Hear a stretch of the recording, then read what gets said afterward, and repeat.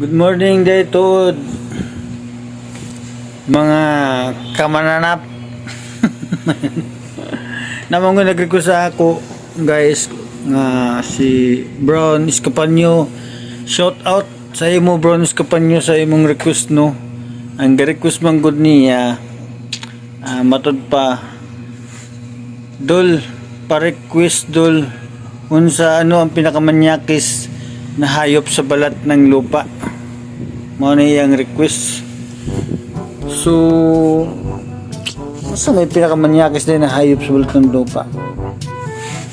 Ana ko istoryana about sa pinakamanyakis na hayop. Paminawa ni Mr. Brown Escapanyo. Isa ka adlaw na ay mga hayop sa farm. Pero naagi isa ka hayop na hayop sa farm nga grabe ka manyakis. Morning manok. Kay bisag magamay madako iya pang ripon. Tanan mga hayop dito sa farm magamay madako pag masakpan niya ripon yun niya. Manang grabe gid ka manyakis ning hayop na kuan manok.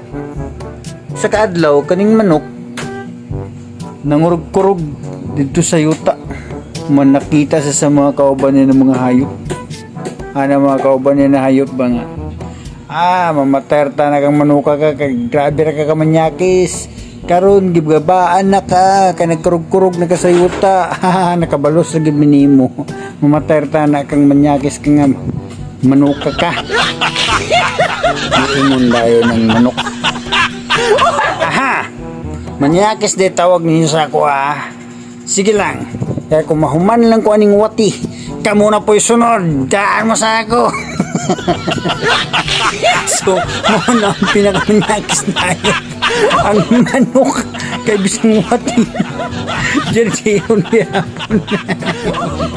So, Brown Escapanyo, nanay mo request ang pinakahayop na manok mo, pinakamanyakis na hayop ang manok. Kaya bisag wati kaya niya luguson. Peace out.